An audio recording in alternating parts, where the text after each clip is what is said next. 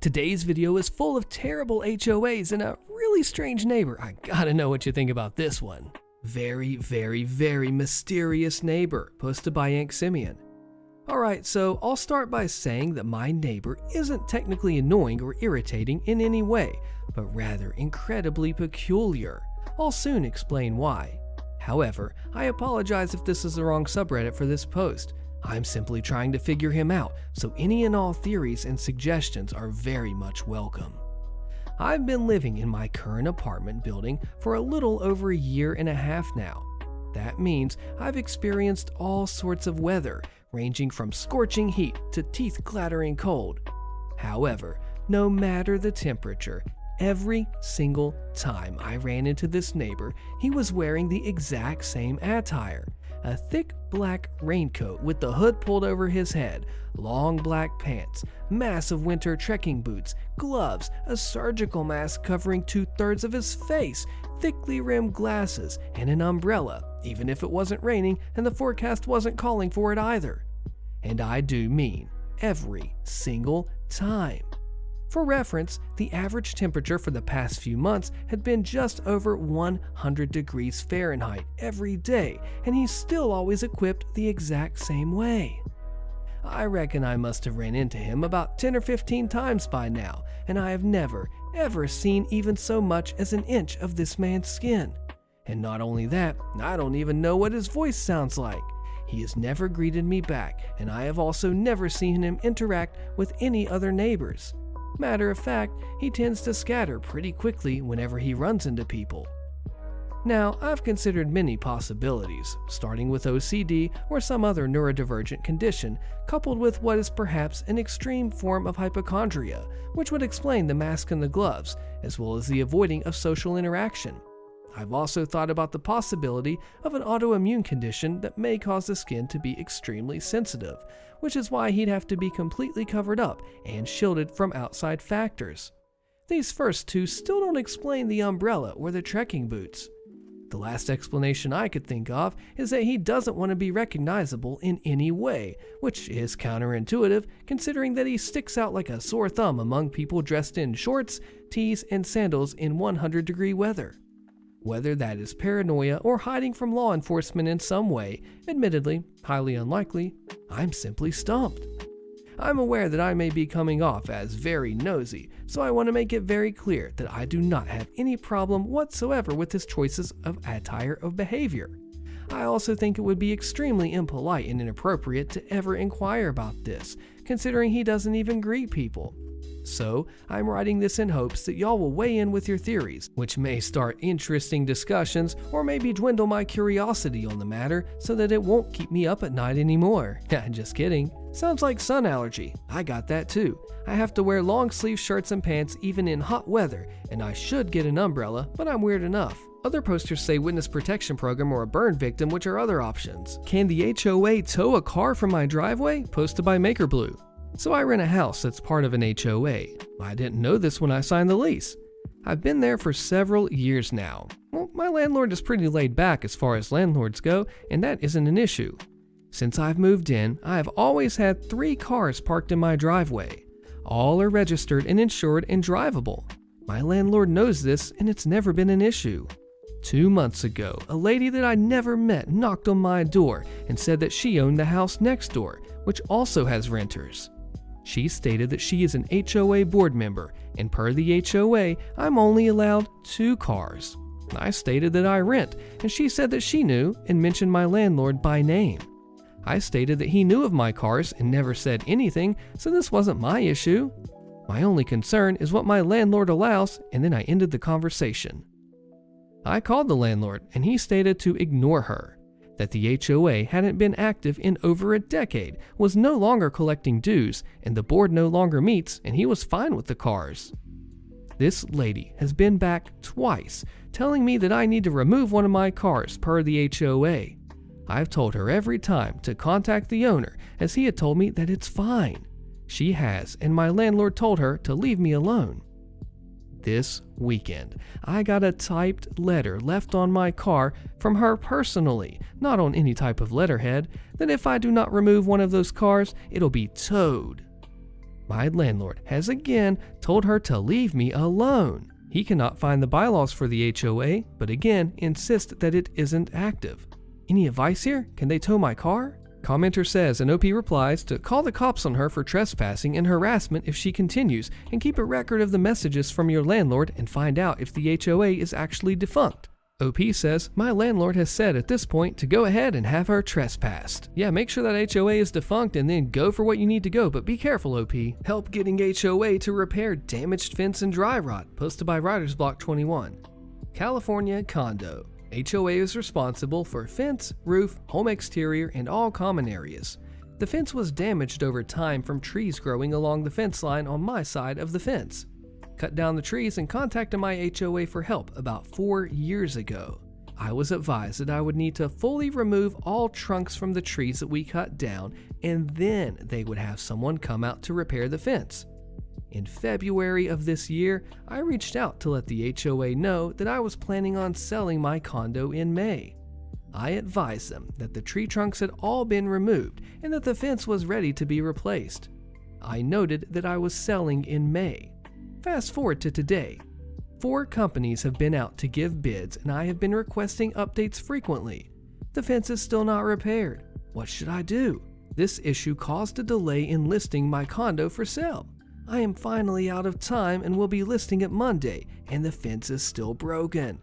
This is affecting my ability to sell my home. Any insider tips are welcome. An update. Thank you so much for the variety of feedback. It helps a lot. Just to clarify the my trees part. The trees were there when I purchased the condo, and when I noticed the fence damage, I did assume that I'd be responsible, as I'd purchased the home with this issue. I reached out to the HOA and was pleasantly surprised that they said they would cover the repair.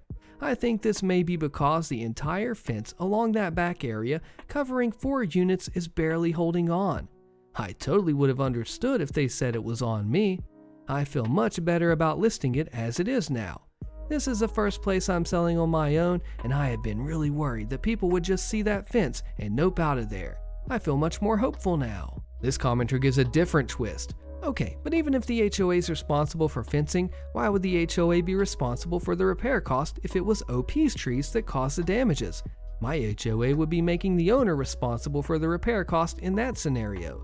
Is it different by state? Interesting, what do you think? HOA tried to punish us, told us to stop them if we can. Malicious compliance cost them 16% of the annual HOA income, and the cameras are still installed today. Posted by First Contribution 236. This happened several years ago and is a multi-year long story. I'll keep it as succinct as possible.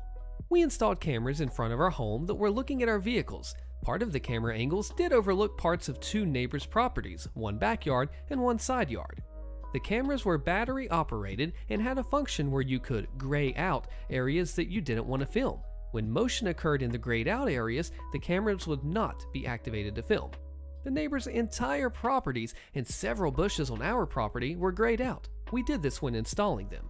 One of the neighbors was a friend and had no issues with this whatsoever. We actually showed her the camera angle and she said she didn't care whether or not we grayed out that area. We still left it grayed out over battery life concerns. The other neighbor's name was Karen. Not really, but we all know why I chose that name. Karen was on the HOA board and, as you can imagine, we didn't get along with Karen or the HOA board. We told Karen about the camera and showed her the grayed out areas at the same time that we told our friendly neighbor about it. It was simply an FYI conversation, and we're not on friendly terms, not an asking permission conversation. She told us to take the cameras down immediately or we would regret it. About a week after we hung the camera up, we got a notice from our HOA that we were violating the bylaws. The bylaw in question? A nuisance to your neighbors bylaw. There wasn't a specific bylaw preventing placement of cameras, so this is all they could find to try to punish us. We responded with a letter detailing how we were not violating any bylaws or laws in general, and asked them to cease and desist. We all know how these stories go though. They did not cease, and they did not desist. Their first response? The HOA has the right to enforce these bylaws. Try to stop us if you think you can.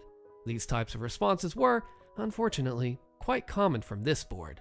We entered this battle with one goal in mind, to cost them as much money and time as possible.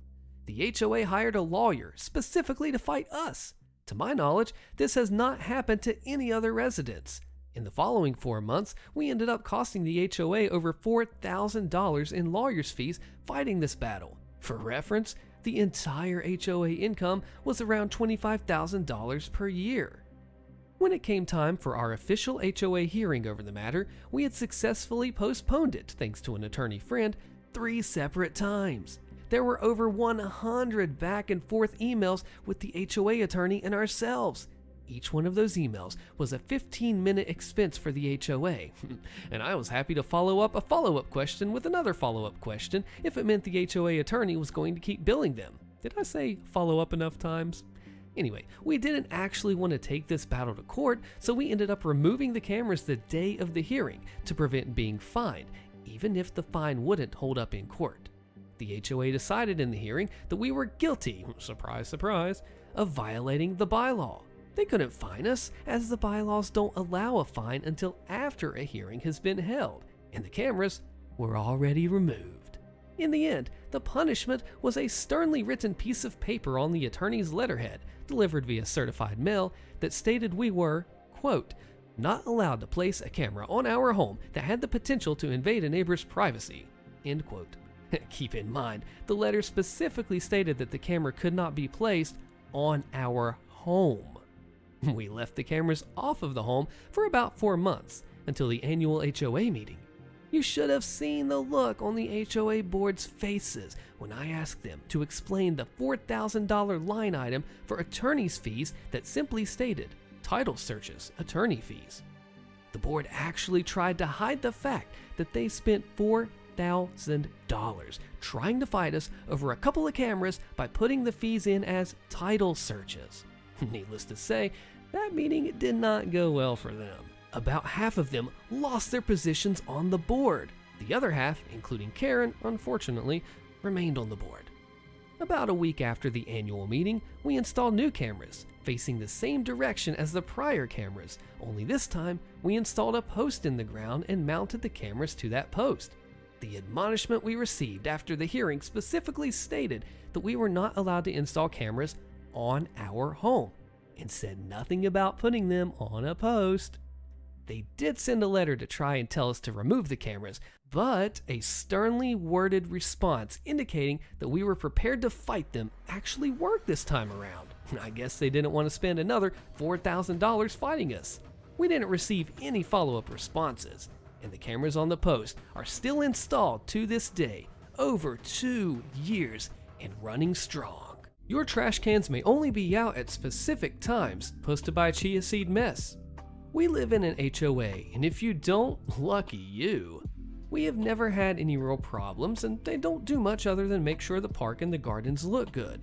Anyhow, for whatever reason, they decided to add a new rule. It wasn't needed, but I guess they got bored and wanted something to do. Maybe someone kept leaving their trash cans out all week. Fine, just ask them not to. It's not that hard. The new rule states that when trash cans can be put out, they can't be put out before 6 a.m. on Wednesdays and must be put back before 6 p.m. the same day. This is obviously stupid and has a few problems. First of all, some people use a different company. The HOA provided one goes on Wednesday and it's cheap, so most people use it, but you don't have to. Some people have theirs go Monday or Tuesday. Also, a lot of people here work in the medical field and just aren't home during those times, so no one is there to put out or bring in cans. So a few of us got together on how to comply, but be annoying about it. We decided to comply with their set times as best we can. Take it out at 6 when a lot of us go to work, or go for a morning walk, and take it back in at 6 since most of us are home. Some of us help by taking others' bins to the street if they're at work.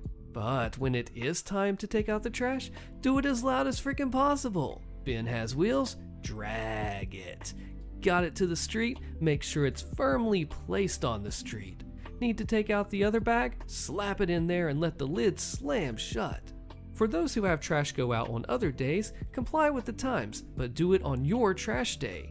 Then also put them out on Wednesday as required. If you can, leave trash in them and leave the lid open so it would bake in the sun all day. Yes, it did smell like hot trash. That's the point. After 3 weeks of this, an email was sent out. The rule was thrown out and we were all simply asked to put out and take in our cans within a reasonable amount of time, preferably on trash day.